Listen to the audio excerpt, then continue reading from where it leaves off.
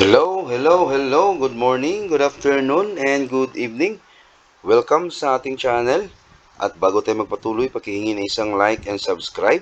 At huwag kalimutang pindutin ang notification bell para lagi tayong updated sa mga bagong upload natin. Okay, so our topic is about writing the linear equation y equals mx plus b into the form ax plus by equals c.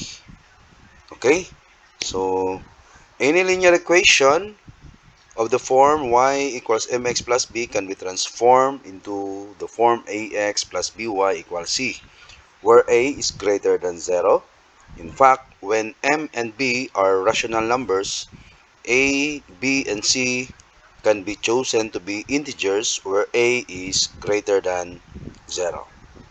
Okay, so let's have example number 1. Write the linear equation y equals x plus 3 into the form ax plus by equals c. Okay, so i-transform natin ito sa ax plus by equals c. So, kopyahin muna natin yung y equals x plus 3. Okay, so yung x natin nasa left side at saka yung y nasa left side. Dito sa given natin, yung y nasa left side na. So, yung x na lang yung i-transpose natin dito. So, first, kopyahin natin yung y. Then, kunin natin yung opposite ng positive x. So, this is negative x equals. So, kopyahin natin yung x plus 3. So, nag-subtract tayo dito ng x. Sa kabila din, mag-subtract din tayo or mag-add tayo dito ng negative x. Sa right side din, mag-add tayo ng negative x or applying addition property of equality. Okay, so mag-subtract din tayo dyan or mag-add tayo ng negative x. So, y minus x, kopyahin natin yan, equals, cancel natin tong positive x at saka negative x. Ang naiwan is positive 3. Okay, then i-arrange natin yan kasi nauna yung x, di ba, sa y. So, negative x, arrange natin, plus y. Take note, hindi sila na transfer. Okay, kasi nasa left side pa rin sila. Equals 3. So, since merong negative yan, so alisin natin yung negative. So, ang gagawin natin dyan, pwede natin i-multiply or i-divide natin both sides. Both members of the equation by negative. Ayan. Pwede mong i-multiply, pwede mo rin i-divide. Okay? So, negative x divided by negative, that is positive x. Then positive y divided by negative is negative y equals negative 3. Okay, so ito na yung final answer natin. Okay, next, example number 2. Write the linear equation y equals 5 minus 3x into the form ax plus by equals c. So, ganun pa rin gagawin natin. First, kopyahin natin si y equals 5 minus 3x. So, kunin natin yung opposite ni negative 3x. Then, i-add natin dito sa left side. So, y, kopyahin natin yan. Then, opposite ng negative 3x, that is positive 3x. Then, kopyahin natin yung 5 minus 3x. Then, mag-add naman tayo dito sa right side ng positive 3x. Okay, so, nag-add tayo dito ng 3x sa left. Mag-add din tayo ng 3x sa right. Okay, kopyahin natin yung y plus 3x equals, cancel natin itong dalawa kasi 0 ang labas niyan. Then, kopyahin natin yung 5. So, hindi pa siya nakuha yung ax plus by. So, i-arrange natin yan. So, this is positive 3x plus y equals 5. Okay, so ito na yung final answer natin. Okay, next, number 3. So, write y equals 3x minus 4 into the form ax plus by equals c. So, kopyahin natin yan. Y equals 3x minus 4. So, si 3x nasa right side. Therefore, transpose natin yan. Or mag-add or apply natin yung addition property of equality. So, kunin natin yung opposite ng 3x. So, that is negative 3x. Kopyahin natin si y. Then, mag-add tayo dito ng negative 3x.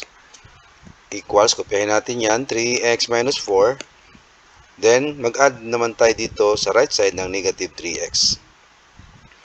Okay, dapat both sides. Okay? So, kopyahin natin y minus 3x equals, si 3x minus 3x, that is 0. So, cancel natin yan. So, naiwan, negative 4. Then, i-arrange natin yan. This is negative 3x plus y equals negative 4. Okay, since meron pang negative, so, i-divide natin yan or i-multiply natin both members of the equation by negative. Pwede mong i-multiply din, i-multiply both sides, both members of the equation. So, i-divide na lang natin yan. Okay? So, negative 3x, taas tayo konti ha. Negative 3x divided by negative, that is positive 3x. Then, positive y divided by negative, that is negative y, equals negative 4 divided by negative, that is positive 4. So, ito na yung final answer natin sa example number 3. Okay, so dito tayo sa last example, letter D, or number 4.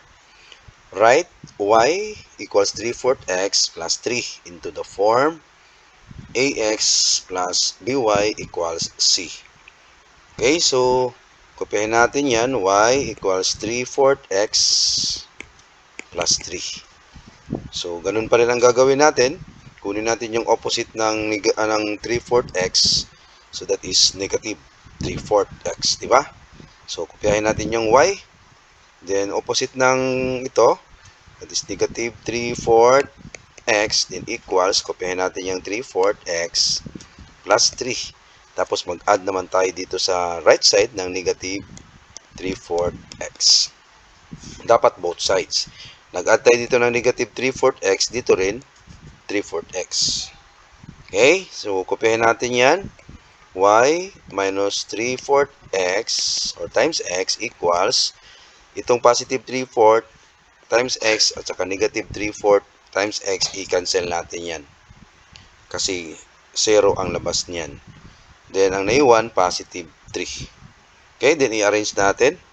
So, this is negative 3/4 times x. Then, ito si positive y. Take note, hindi sila na-change or hindi sila na-transfer. Okay, so therefore, the same yung sign nila. Equals 3. So, since meron tayong denominator, ang gagawin natin dyan, i-multiply natin both members of the equation by the denominator.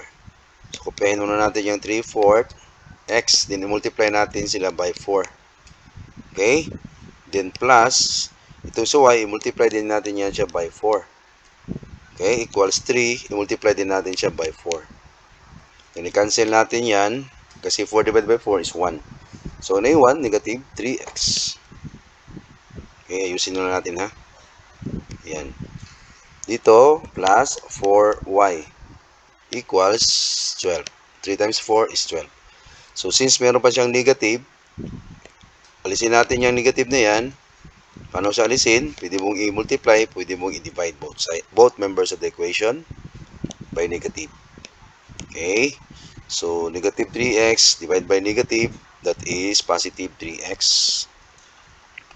Tapos, si positive 4y, divide natin kay negative, that is negative 4y.